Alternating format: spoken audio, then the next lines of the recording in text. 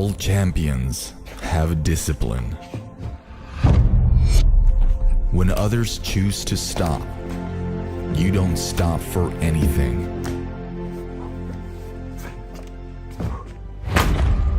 Because it's the discipline to work hard, even in times when all seems hopeless. You gotta stay strong and remind yourself who you are.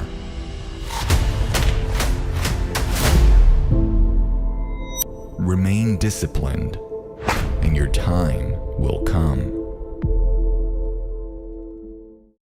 What is up, smartphone filmmakers, and welcome back to my channel. This is the best time of year to start filming with your phone because the video quality you get out of it is just muy bueno. We almost always see at least some level of camera improvements every year, and it's only getting better and better. I'm always looking for the best possible ways to achieve a cinematic look in our videos when it comes to using a phone. With the iPhone 13 lineup, we have come a step closer to achieving that look. If you haven't heard of it already, it's called cinematic mode, which, by the way, the video you saw was shot with it.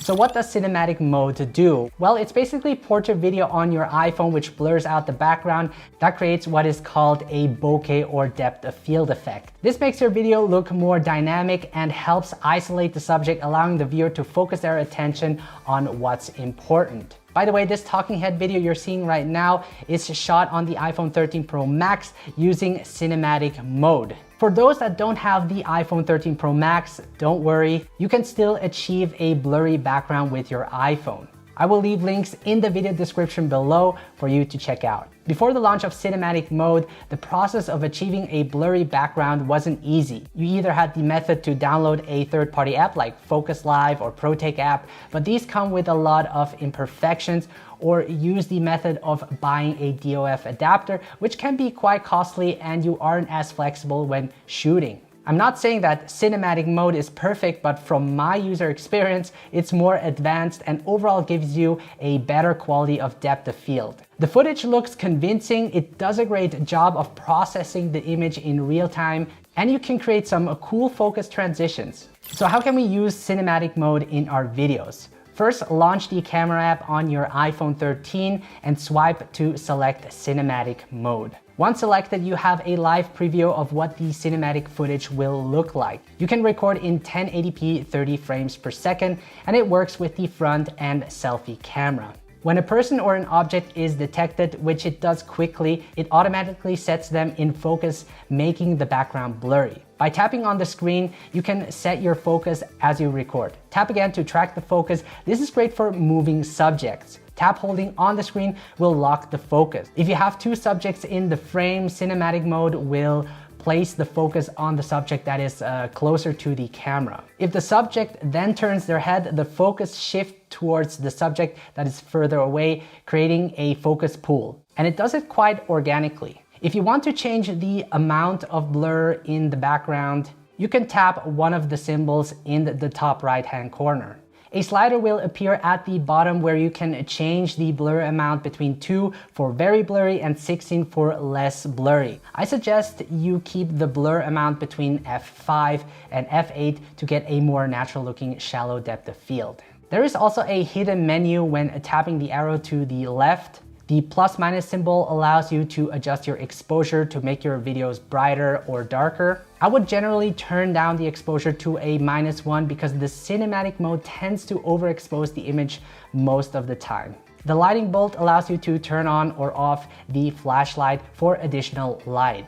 Keep in mind that cinematic mode works well in good lit environments. You can also use the wide or telephoto lens by tapping on the 1x button. However, the ultra wide lens is not available in cinematic mode. A good way to save time is to preserve the camera settings when using cinematic mode. This way you can set your values such as the exposure and f-stop, and when you open cinematic mode again, the settings will stay the way how you left it. This also works with the normal video mode on the iPhone. Now, the beauty about recording your videos in cinematic mode is that you can change the focus and blur even after you shot your videos using the camera app's editor. So let me show you how to edit your videos that was taken in cinematic mode. In the photo app, tap the video that you would like to edit.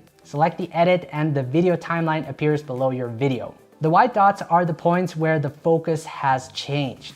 You can move the indicator to scrub through your footage. What's great is that you can see what's currently in focus indicated by the yellow square, and it also recognizes people or objects that are in the background, which are indicated with a white square. This is where people get a little bit confused. Now, below the timeline, you have these white dots, which represent the automatic focus pull made by the camera app. These can't be deleted. The yellow dots represent the manual focus pulls that were made by me, for example, or by you. These can be deleted.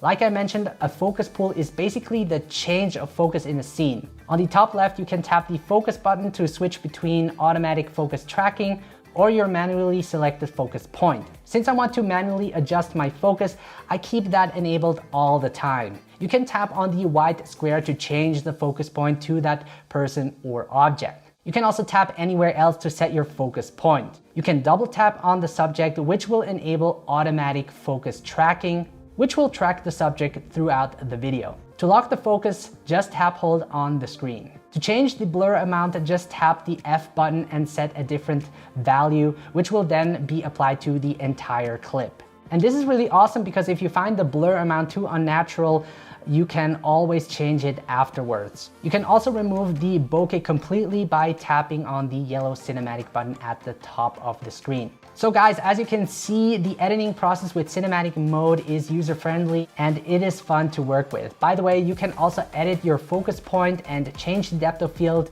using other editing tools such as iMovie or Final Cut Pro, which is really exciting. Cinematic mode isn't perfect, but the quality of depth of field you get out of it is truly amazing, and it is getting closer to taking over the jobs of DSLRs. Yes, yes! I'm gonna throw my Sony a7S III right off my balcony. Say goodbye, Sony a7.